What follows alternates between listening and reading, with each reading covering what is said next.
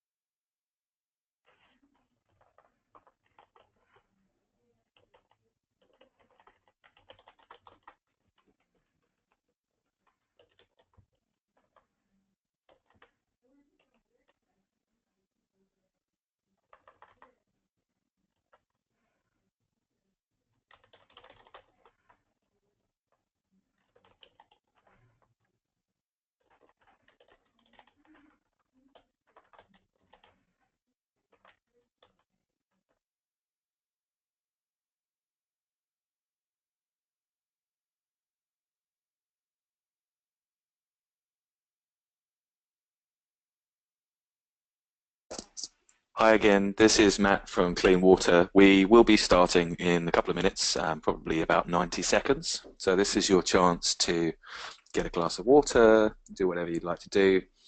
Thanks for filling out the quick poll. We really appreciate that. Um, and we'll be right back with you and get this started in about 90 seconds once everybody's had the chance to join. Thanks so much.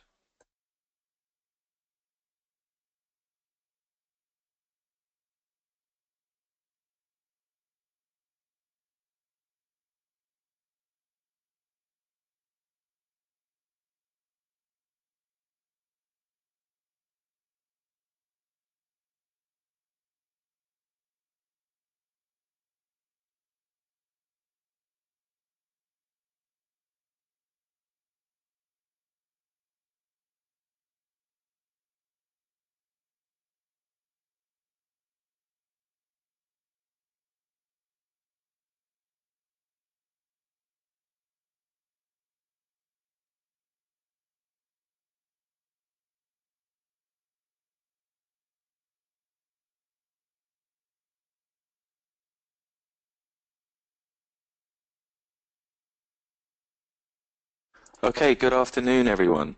Thanks so much for joining us today for the first of our Groundwater Matters interactive webinars. We've been joined today by folks from around the state, various different representatives here. There's community members, there are folks from NGOs, there are some of Clean Water Fund's members out in the community, there are journalists on the call. So lots of different kinds of people represented. I wanted to thank everyone responsible for kind of putting in the energy and the effort to pull this webinar together, and to thank you for kind of signing in and showing an interest in why groundwater matters in California. Once again, my name is Matt Davis, and I'm the California Communications Director with Clean Water Fund. First things first, I wanted to just set things out for you. What we're going to do today is, first I'm going to introduce Jennifer Clary, who's our Water Program Manager.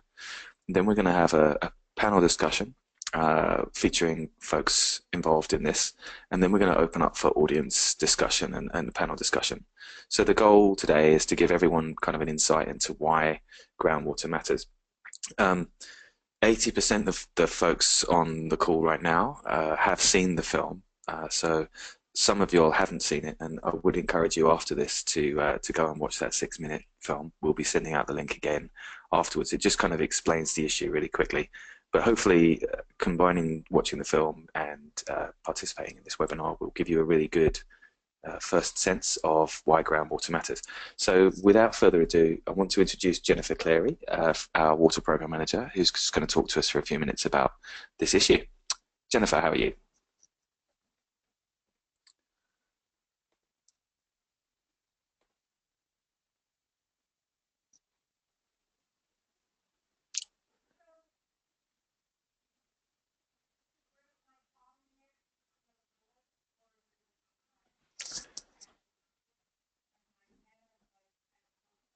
You hearing Jennifer? I'm not hearing Jennifer. We're Oh, just I'm gonna. sorry. That's I it. was There you talking on mute. Sorry, go. I'm doing it again. Hi, I was Jennifer. so eloquent too. Now I you're bet going you to were. get the ordinary me. Okay, let me try again, everyone. Thank you, Matt, and thank you, Corey, for organizing this. And Corey, thank you. I want to thank you for joining us. And one reason why we wanted to talk about this for the slide, Corey, was to really focus on a unique uh, piece of Sigma that people overlook. So can you, next slide, Corey?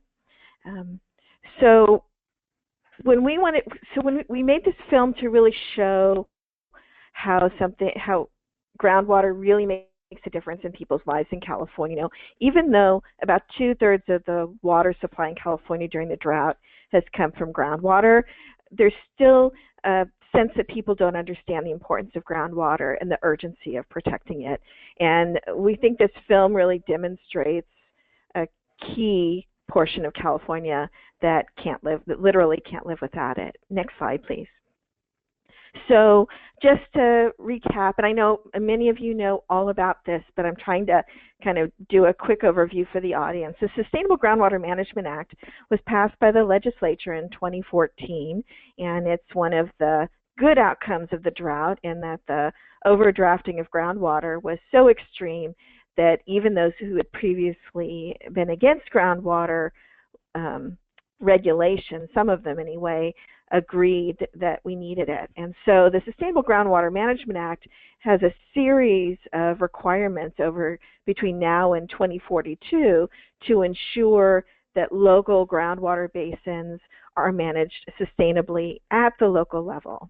And so, next slide, please. When we're thinking about how groundwater is governed, we think about how do you create a governance system when you have the same agencies in charge that created the problem in the first place. And for that reason, I think one of the reasons that Sigma has a very strong outreach and engagement requirement is to ensure that you have some oversight. But also wanted to point out that Sigma actually gives local agencies that have authority over water supply, water management, and land use the ability to form a groundwater sustainability agency. And when people think about that, they often think about large water systems and big ag, and that's not necessarily the case. I mean, it's largely the case, but there are hundreds of small water systems, actually literally thousands in the state, and hundreds in each of these basins that actually have authority and are actually required to be engaged at some level in the development of groundwater sustainability plans. And so, next slide, please. And so when you look at Allensworth and Alpaugh, they're very small communities. Alpaugh has a little over 1,000 people, and Allensworth has about 400. And they're unincorporated communities. They're largely communities of color, but they have their own public water systems. And so they do have a place, and they require representation on those GSAs. And it's not easy to do, but it's critical if we're going to have successful groundwater management. Another unique piece of Allensworth and Alpaugh is that they are totally groundwater dependent. They're also located in the Tolliot Lake Basin, which is the most overdrafted basin in the state, and there's something like their overdraft is about what the LA Basin uses in a year. So their overdraft during this drought has been extreme and unsustainable. And the population of both these communities is largely low-income communities of color, large number of retirees. So it's definitely a vulnerable community. Next slide, please. And so we just wanted to spend some time talking about the unique position that these small local agencies have in steering groundwater management and some of the challenges in doing that. And to do that, I'd like to turn the microphone back over to Matt, who's going to moderate our panel. Thanks, Jennifer. I am just looking for John and to unmute him. Hi, John, are you there? John's on mute. Oh, just unmuting him. Can you hear me now? Yeah. Can Yeah, you we hear can, us? John. Can you hear us all right, John? Okay. I'm sorry? And Kristen, can you hear us? I'm here.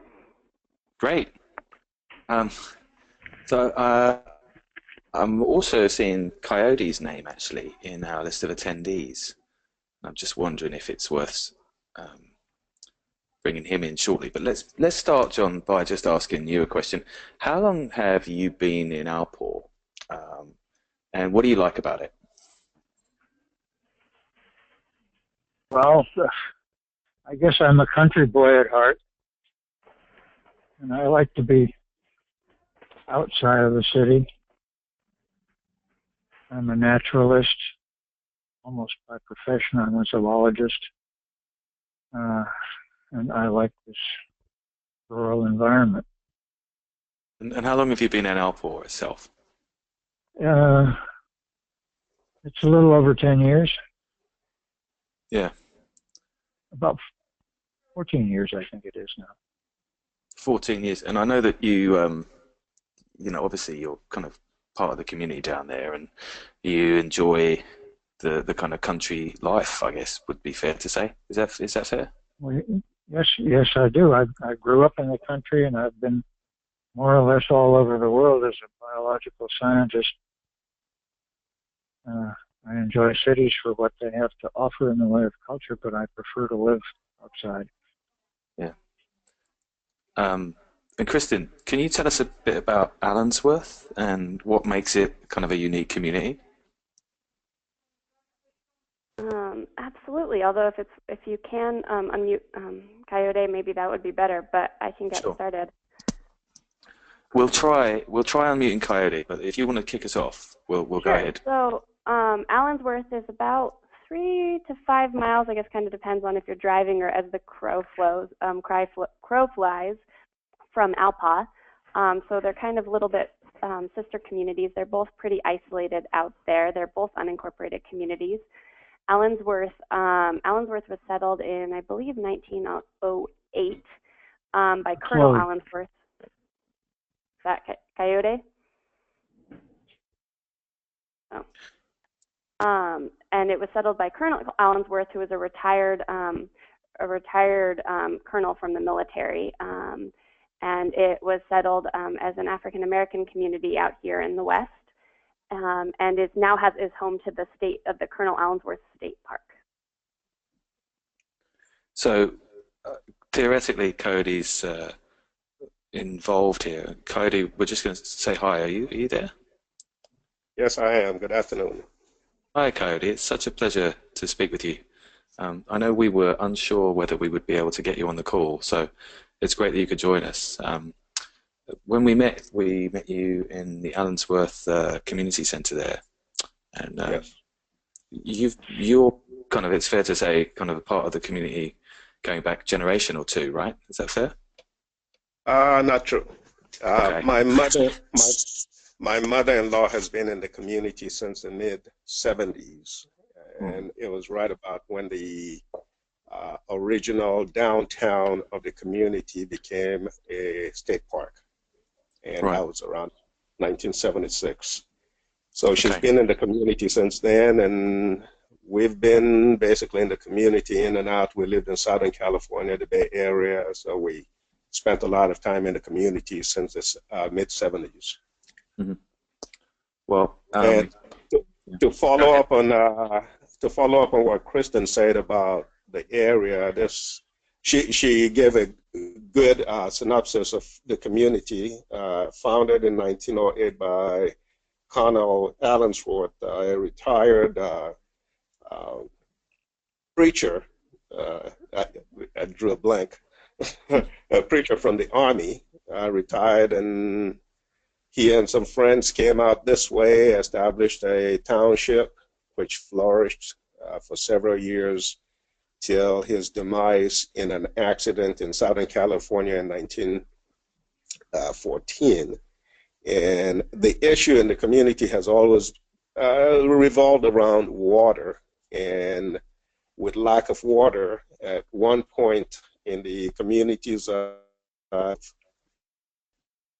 of the community. But the motto of the community today is a community that refuses to die. Hmm. And water, obviously, big part of community refusing to die. Um, I'm wondering if Coyote or Kristen, you might just address this issue of kind of challenges faced when doing this Sustainable Groundwater Management Act process of getting people to participate and doing some really targeted outreach to get folks involved. It's not easy to get people involved in this process, is it? Particularly in small communities like Alpaugh and Allensworth.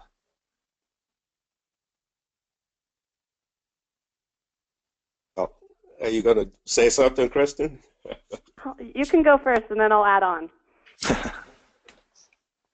Well, I mean, as one can imagine, you've had some sort of autonomy in each of these communities over the years. And now we essentially saying, well, let's collaborate and do certain things. And some people find it difficult to accept that change. But with more education and engagement, I think we can make headways in coming up with some unity on how we move forward. I mean, these are issues that affect every single one of us in the two communities here. And from my perspective, we have economies of scale. We can do a whole lot more together in our context here than trying to do it piecemeal. I absolutely agree. And I think that when I think about the Sustainable Groundwater Management Act and some of the challenges in terms of implementing this in rural California, one big challenge is the collaboration. And this may not be unique, actually I'm sure is not unique to rural California, but water management in the past has been very district-centric and happened at the individual water district level.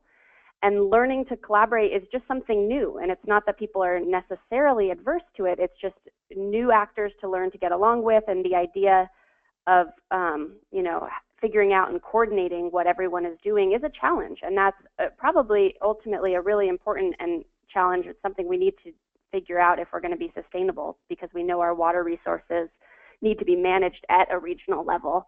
But that's one of the challenges. And then more broadly, not specifically with Alpaugh and Allensworth, but I work with a lot of rural communities in the Central Valley on SGMA implementation.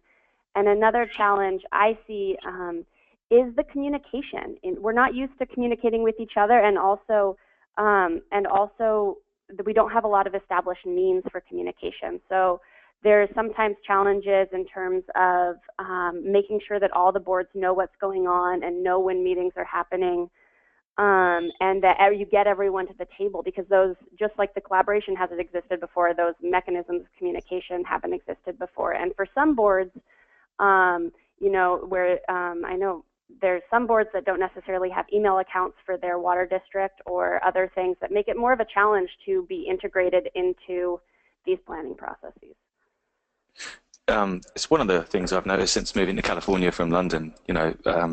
When I was trying to schedule a meeting there, I would usually go and meet with folks face to face. It was very unusual to do conference calls or webinars or anything like this, because the geography in London is such that you're only about 8 miles from anybody.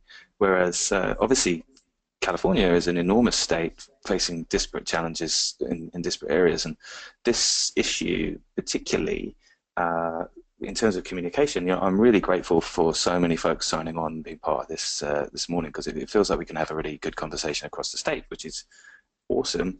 I wanted to follow up, and just something that came up in the film, John, was just, you mentioned talking about groundwater levels dropping in the film. And I'm just curious, it's been a couple of months since we met down there in Alpaugh, and I'm wondering if you could talk about how the groundwater levels are in Alpaugh today, and how that's reflective of a month-to-month pattern, and how that looks kind of across a longer-term horizon. Well, it's very interesting, and I'm not sure I completely understand it. We did have that dramatic drop from 2012 to 2014 of more than 100 feet. And since then, we have basically the level has basically not changed very much. It has a strong seasonal component. Our static levels in the well go down to almost 400 feet by about September. And not very long after that, the irrigation pretty much winds down for the year. And domestic water use is also less in winter in the cool season than it is in the hot season. So the groundwater level gradually starts to recover and comes up to 330 feet or something in that order,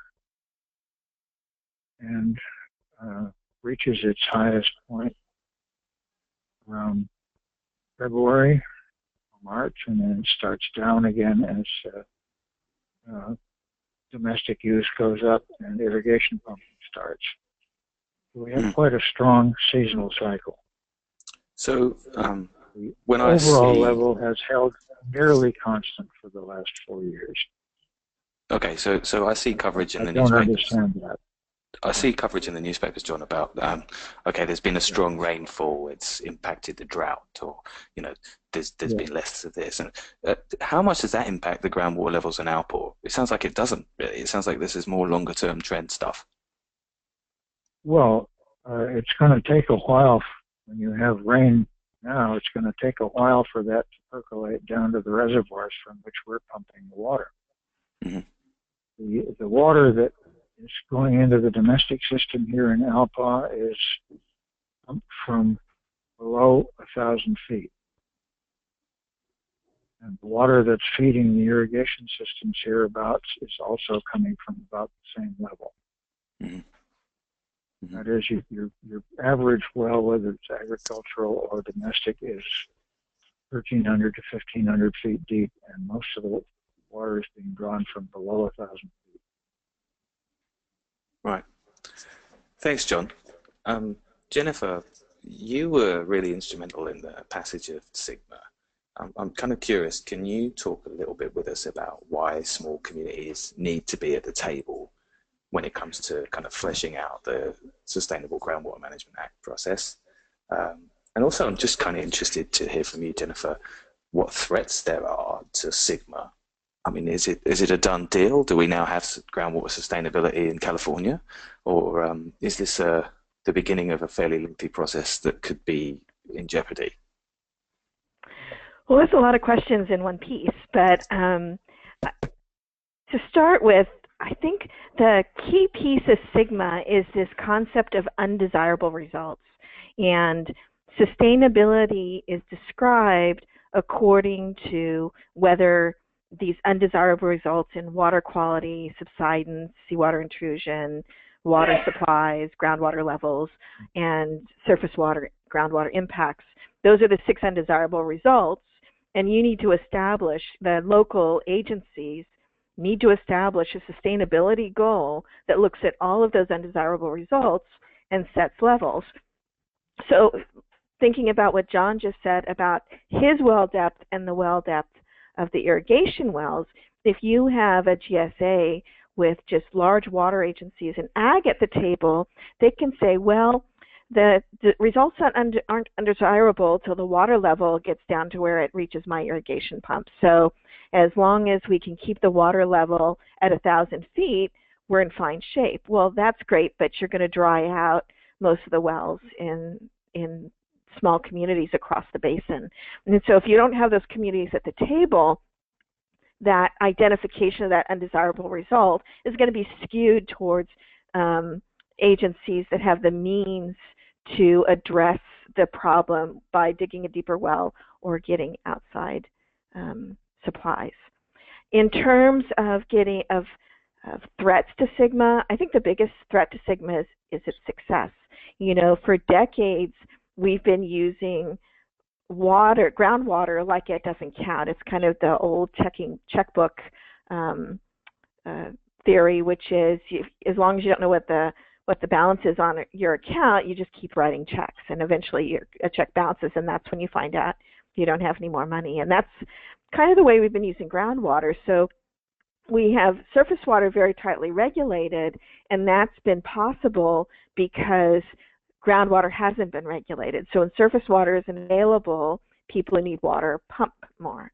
And that means that our groundwater levels are suffering. And in order to make groundwater sustainable and whole, we have to integrate the management and surface and groundwater. And I think as that reality becomes closer, when those plans have to be developed by 2020 or 2020 in the case of the Tuolumne Lake Basin, then the idea is going to be you're going to have to identify how you're going to cut down your overdraft over the next 20 years. And that's not something anyone's had to think about before. And I think there could be some legislative activity to try to delay or water down the act as the reality gets closer. The idea of diluting a sustainable groundwater act is generating some fun or watering it down. Jennifer, last legislative session, were there any challenges to SGMA in that regard? So the SGMA took effect on January 1st, 2015, and in 2015, 18 bills were introduced to amend SGMA, and only 2 of any substance eventually went through. One was to streamline the adjudication process, which is the legal process for managing a groundwater basin, and the other one was a fix-it bill that changed that just updated a few items in the legislation, just like cleanup language. But the bills had a lot of different things, like changing how you would fund it, delaying it, saying you didn't have to meet the requirements if you were losing groundwater to some kind of flow requirement. There were lots of legislation, and I anticipate that happening in future sessions as well. Jennifer, could you characterize, if I've missed it, the last 16 that didn't get through? If you were to sort of put an umbrella term over all of those, what would it be? Get rid of SGMA? Yeah. I mean, they basically were, if they weren't canceling it outright, but they were introducing language to eliminate some of the more difficult provisions. So, and 16 is a lot of bills, right, to challenge a piece of legislation. I mean, it's not like every piece of legislation that passes gets that level of challenge. Yeah, it's quite a bit. Okay. So with that in mind, Kristen, you work with a lot of small systems. I don't know how many projects you're juggling right now around SGMA, but I'm kind of interested to know whether the kind of challenges facing communities like Alpaugh and Allensworth are reflected in some of the other communities you're working with across the state. Yeah, great question. I'm working definitely with a lot of communities in the South San Joaquin Valley that are participating in SGMA, who are unincorporated communities with public water systems. And I think really the reason we wanted to profile Alpaugh and Allensworth in this short film is in part because of their leadership. They are 2 of the boards that jumped in really early and understood the magnitude of what was happening and really wanted to be involved from the start. And so both have been participating, and we really wanted to profile that for other communities. But they're definitely not the only ones. There's a lot of communities that have jumped in and are dedicating a lot of time to this process. It's a long process, it's a complicated process, and it requires a lot of meetings and a lot of time, which for a big board with staff, it may not be such a big deal, but for small boards with limited staff capacity, it becomes hard. And then Alpaugh and Allensworth are both lucky in that they have staff for their water boards. There are also very small districts that don't have any staff at all. And so the level of participation varies. I think the level of interest varies, although definitely I'd say the vast majority of small communities I work with are really interested in and want to participate as much as they can in SGMA. But it also depends on your geography, because SGMA is premised on the idea of local control, which really means that wherever you are located in the geography of your area, that is who you are collaborating with, that is who you're managing groundwater with. And so in some areas, there might be just a small number of districts, and collaboration might be just between a couple of agencies. And in other areas, there might be 15 or 20 agencies trying to come together to form a groundwater sustainability agency. And so it looks very different depending on where you are. And sometimes I joke with communities that, you know, you're stuck where you're stuck. Your neighbor agency is your neighbor agency. And that really changes how different communities have to tackle Sigma implementation. Thanks, Kristen. Obviously, we're going to try and focus these webinars on other communities that you're working with and kind of give people an idea of how Sigma is unfolding around the state. So as we kind of get involved in some of the issues in various communities, we'll give folks a chance to see what's going on. So a couple of things are going to happen now. John, I'm going to ask you a question again in a moment, but before I do, I want to herald the audience participation part of our program, which is where you, as an attendee, are more than welcome to ask a question. Now, the best way to do this is, if you're in the webinar, on the right, you'll have an option pane there to ask a question. And if you go ahead and type your question in and hit submit, we'll see it, and then we can kind of take the questions in order and submit them to the panelists. So we've already got one question there, which is great, and it'd be really good to have your questions submitted as we get moving. Before we do get to the audience participation, I do just want to direct a couple more questions, one to John and one to Coyote. John, I know that when we talked, you were saying that there are some groundwater quality concerns and contamination issues in Alpaugh. And I guess just briefly, I'd be kind of interested to hear from you how those complicate things in Alpaugh. Because it's not just a question of groundwater levels, is it? It's what people are actually drinking when it comes out of the ground. Yes. One of the things that happens rather frequently with groundwater is that it brings with it substances that are dissolved from the sediment or rock formations through which it travels before it gets to your well and comes up into your water distribution system. And one of those more troublesome ones has been arsenic, which is present in the Earth's crust. And the recent research has shown that even quite low levels of arsenic in drinking water have undesirable public health effects. And we have, I think, something more than 300 California water districts, mostly small ones, dependent on groundwater, whose source water has levels of arsenic which are higher than what is currently considered acceptable, which is by the US EPA, that's 10 parts per billion.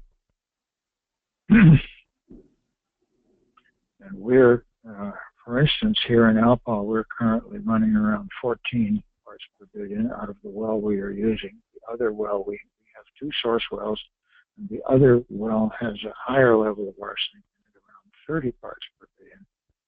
Well, we are faced with the necessity of constructing an arsenic removal plant. Constructing and operating, we can get a grant for the construction, but we're going to have to, the community will have to bear the cost of operating the plant. And that is a very serious consideration for a disadvantaged, low-income community, which is basically, can we afford to do this? And that question is right now being decided by the community in a series of meetings. And I did want to say a couple of other things. John, one of the key features. Yeah, go ahead. John, we'll come back to this issue in a sec, but I want to get to audience participation, if that's all right. Sure. I did just have a question for Coyote in terms of how you'd like Allensworth to look in the future. You mentioned it's a community struggling to survive, or resisting. Do you have a vision for what you'd like to see Allensworth look like in 10, 20 years? That's a a very difficult question, but as one that's been a resident here for the past 6 years, officially in the past 6 years, I'd like to see a community that's flourishing with some economic base to assist in see some economic development, some tourism, some trails. In this case, we're working on a trail from the state park to Atwell Island, the wetlands in Alpaugh.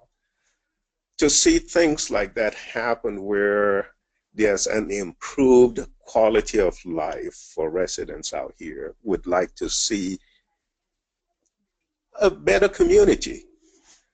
Right now, the issue of water, as we all know, at least in communities like ours, slows the type of growth that one would want to see.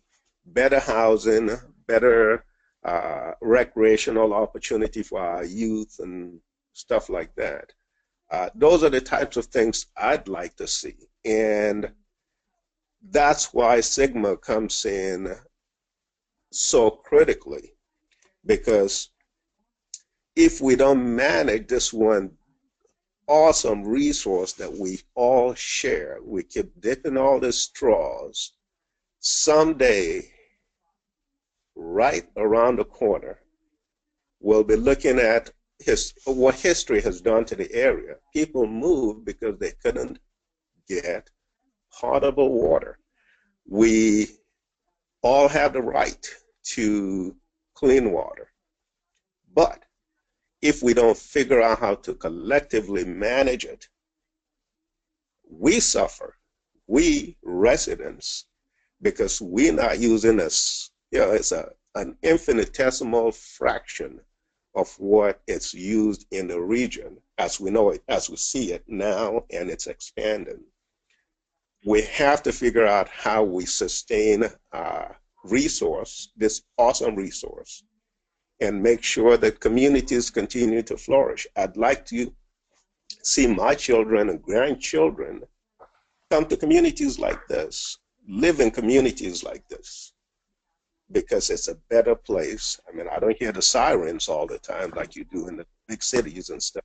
So there are great advantages to being in communities like this, and we need to be able to sustain them. Thank you, Coyote. Audience questions. We've got one that I'd like to ask you, Jennifer. It's from a person called Aidan Ortega. So the question is that some have taken participation in Sigma to mean exclusion from governance in Groundwater Sustainability Agency, JPAs. Basically, that they're limited to advisory panels and stakeholder groups. Aidan says that Senate legislative staff have told us that the term participation is permissive, so it allows for the many ways that groundwater sustainability agencies might evolve. And saying that the first interpretation would in effect disenfranchise thousands of low-income residents from small and older communities from having a say. And the second interpretation allows for instances where some may in fact drive the process and others where they might not participate in governance. I guess Aidan's question is, what's your interpretation of participate in Sigma? Hi. Well, hello, Adon. It's nice that you were able to join us today, and it's a great question. And I think it's a key issue that many of us have been working on, and that is, what does engagement mean? And one thing we're looking at are a lot of different governance models. I don't know if you've seen the report that Community Water Center, Clean Water Fund, and Unit of Concerned Scientists put together on stakeholder engagement in Sigma. It has a lot of case studies about successful stakeholder engagement. But specifically, the law requires, it's not permissive. The law requires that you identify and respond to the needs of beneficial users of groundwater. So if you use groundwater, you have a stake in Sigma, and they're required to consider your participation. The difficulty with Sigma is it doesn't say how that engagement is required. It simply says that any GSA, as part of its legal formation, has to identify how it's going to consider the interests of the beneficial users and users of groundwater. But I think that it would be a mistake for a GSA to not give decision-making authority or responsibility to the small communities in their basin, because if they don't, we know that these small communities have shallower groundwater, their groundwater is more likely to be contaminated, and therefore these communities are really at the breaking point of where you find those undesirable results. And if they don't define those results with these communities at the table, their plan's going to be rejected. And I think that if they don't figure it out now, they'll figure it out when they turn their plan in and it gets turned down. Thanks, Jennifer. If folks have follow-up questions, again, if you have a question you want to ask the panel, please do file it in the questions box in your webinar. Matt, can you hear me? Of course, go ahead.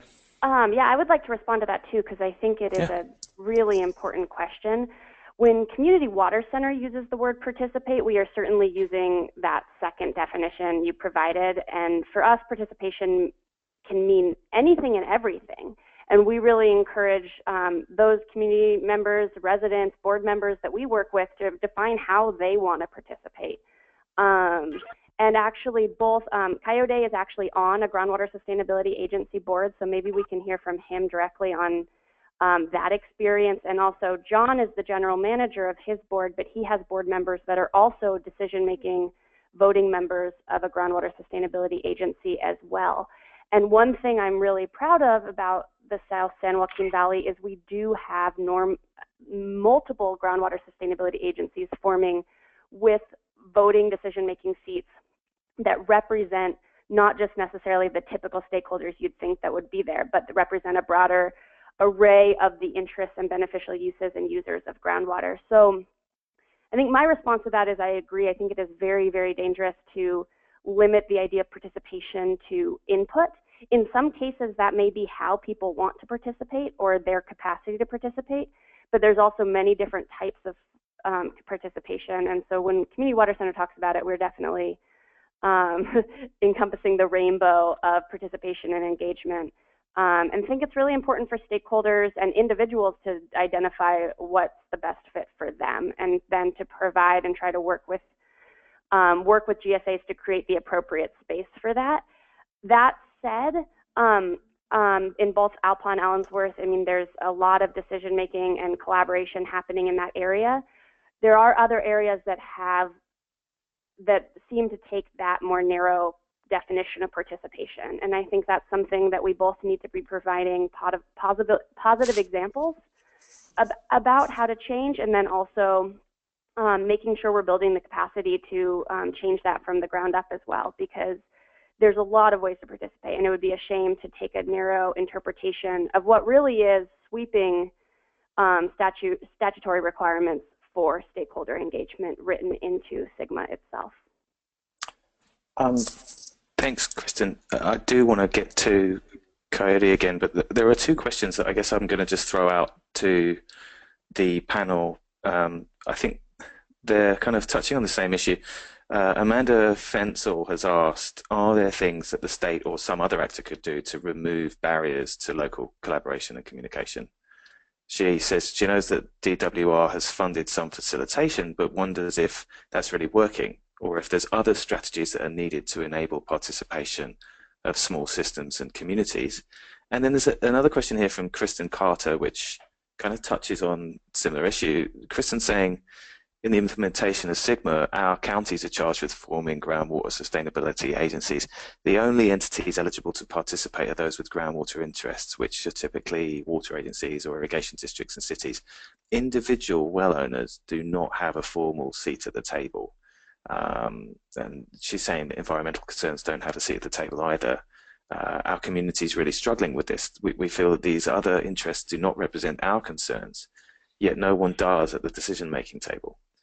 It's an important decision that will affect small well owners and the environment, and these folks may be impacted, but they're not at the table. So I think the questions are twofold. It's what can the state or someone else do to make sure that smaller communities are represented, and then right down to that individual well owner level and the interest in the environment. And I'm going to throw that open to the panel, whoever wants to address those questions.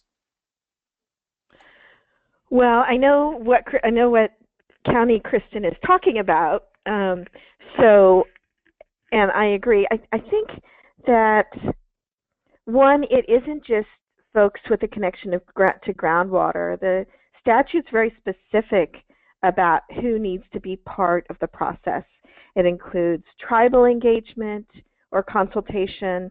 It includes domestic well users. They have to be included in the process. Again, the law doesn't require that they're part of the decision-making process, but somewhere down the line they have to be included. But any local agency that has authority over any water management, surface or groundwater, and any authority over land use. So for instance, resource conservation districts are actually eligible to participate and be part of the governance structure. So I think this is a case of the narrow vision of groundwater sustainability. One problem with DWR is that they are, while there is a requirement that GSAs provide sort of their governance structure, how they make decisions, how they're incorporating the needs of these beneficial uses and users of water, they're not enforcing that. And so one question we have is whether the State Water Board will use its authority on June 30th, when all the GSAs have to be done, whether it will use its authority to determine whether a governance structure actually complies with the law.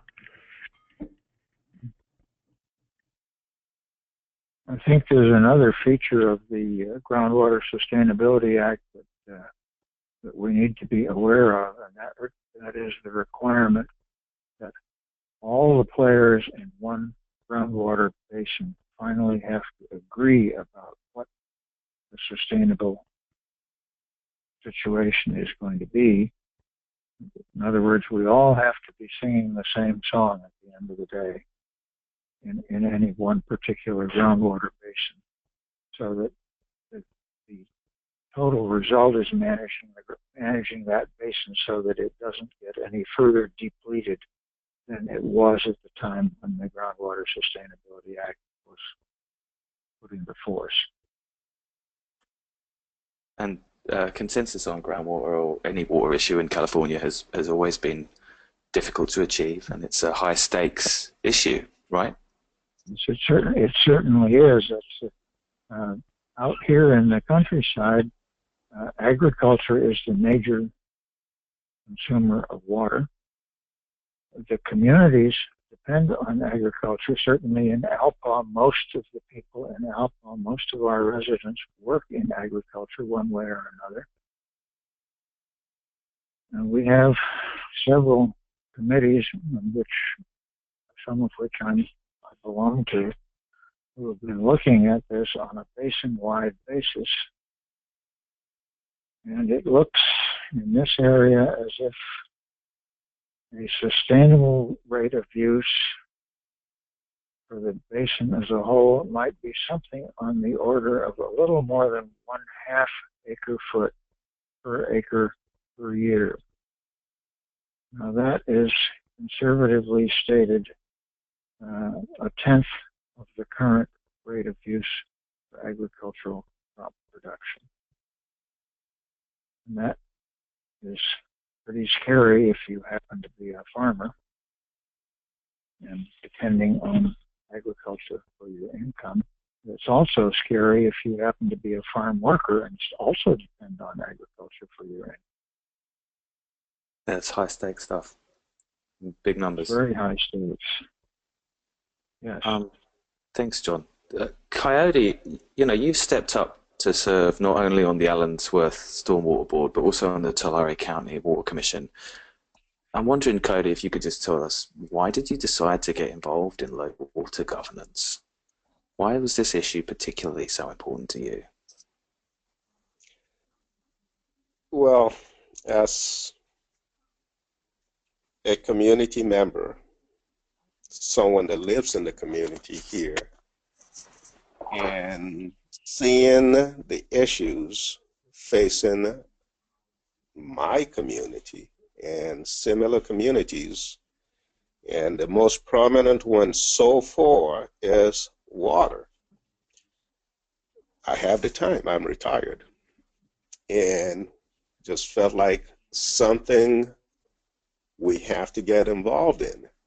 And in my context here, I'd like to know what's happening to, for, and with my community. So I want to get engaged. Yeah, I know that you mentioned, I mean, we were talking, and after I met you, I kind of was around the area near Allensworth and seeing all these trees going up. And you mentioned, obviously, that full disclosure, you have family members who are involved in agriculture who are growing trees. Is it a kind of conflicting or difficult position for you sometimes to think, well, I want groundwater sustainability, but at the same time I have, family members who are having to earn a living from this stuff, from farming? And the family member is growing alfalfa at this time, and the overall goal is to have closed until 1:30. Thanks.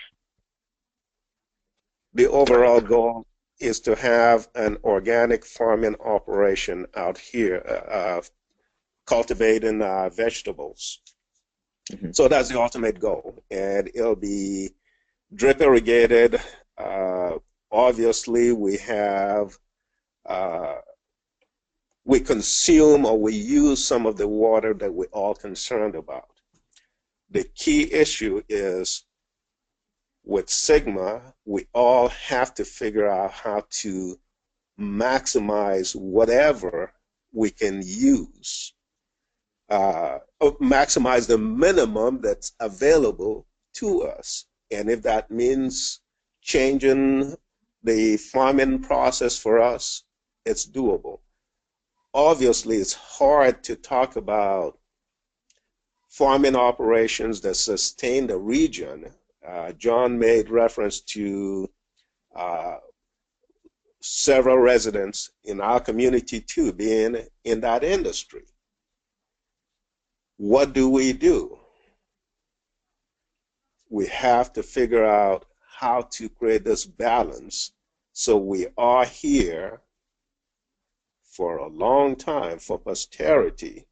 I don't know if that's possible without some actions, collective actions, and I'm glad Sigma is in place.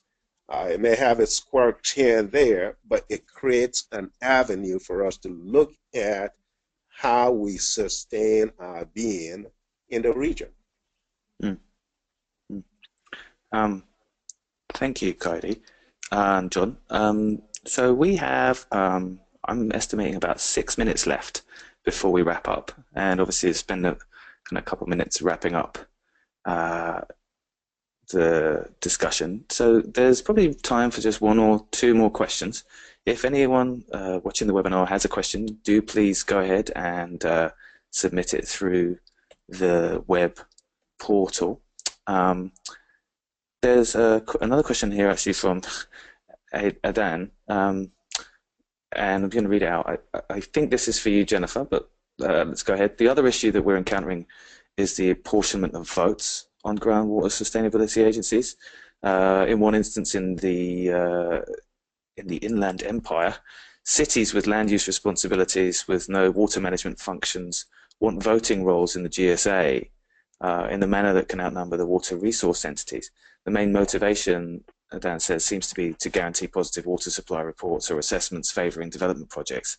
Can a GSA weigh votes according to pumping volume and so on, or is that something yet to be worked out? Go ahead, Jennifer. Wow, that is such a hard question, Don. You know, there's been a lot of dissension about that. You know, a lot of environmental justice groups don't like the volume weighted voting. That's something that was considered in San Luis Obispo County, and I think that proposal was voted down. It's common with irrigation districts. So that is a difficult discussion. On the other hand, if these are going to be, if the fees for running these agencies are going to go through a Prop 218 vote, then those are weighted according to, those two do tend to be weighted according to the amount of water you use. So that's an interesting question that I haven't encountered yet. Sorry. Thanks, John. John has a few people. Yeah. I'm sorry, that's something else. John. Don't worry. So that's a good question, Don, and I'd love to talk it over with you offline. So what I'm picking up is that there are some real questions around how SGMA shakes out, and